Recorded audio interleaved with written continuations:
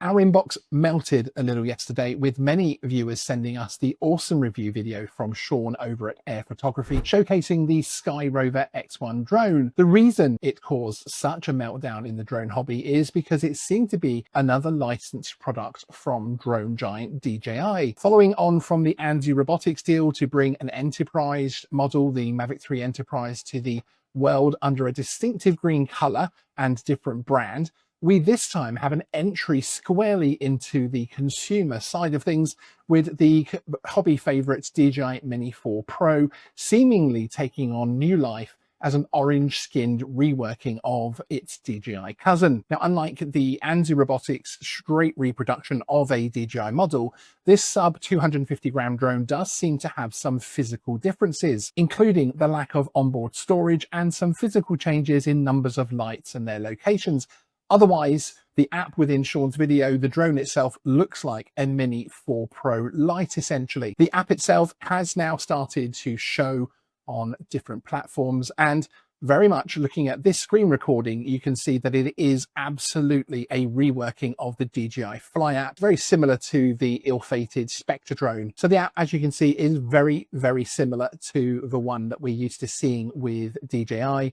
All of the same screens, all of the same write-up, literally just replacing the word DJI with SkyRover in the terms and conditions, etc. Even the camera view has used the same UI completely. And as with other many clone type releases, such as the seemingly ill-fated Spectre drone, this new offering from SkyRover does not seem to have an online presence. In fact, it appears they changed the brand shortly before launch. The previous brand was a very generic feeling Sky Any drone. When you look up their website, which is still up, you see the X1 orange mini drone pictured along with a few paragraphs about the product and company. There isn't anything detailed in terms of support. The questions we're getting asked are around if we think the drone is worth taking a risk on in terms of getting a mini drone into the US, because that also seems to be the main release point here via an Amazon page in the US. UK searches on Amazon for this product take you to a page which is topped by the DJI Mini 4 Pro, similar again to the Spectre drone with its similarity to the Air series. Well, one thing I can say for certain is that the drone will be a half decent product in itself. Sean and the Air Photography channel always offer solid advice, and if he says the drone does what it's supposed to do, then that is certainly good enough for me. The area of caution I would take is around longer term updates, support, and even repairs.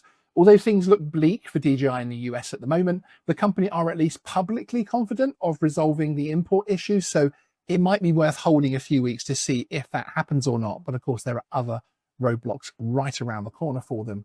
The Spectre drone company coming and going like it did would concern me in terms of anyone hoping this will be a drone to receive future updates or support. I would probably look at it like an extremely good, cheap drone, the likes of which we see littered across the online shopping platforms.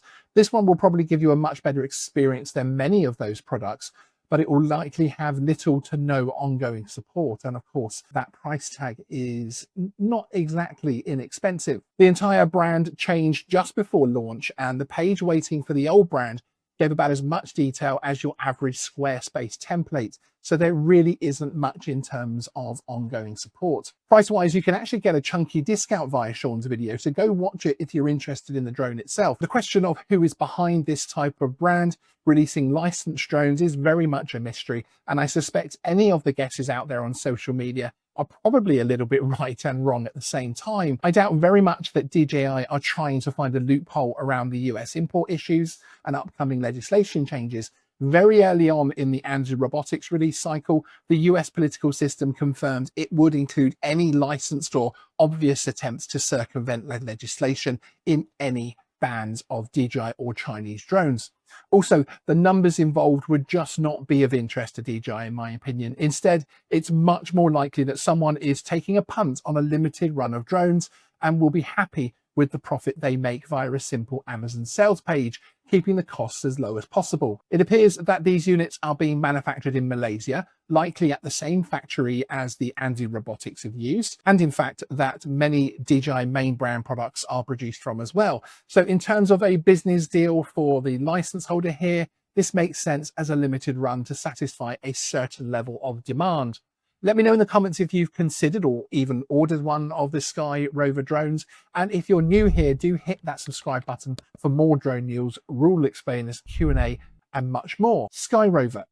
For someone of my age in the UK, it's giving a little car brand reminder, and I'm not sure if that's a good reminder or not. Sean out.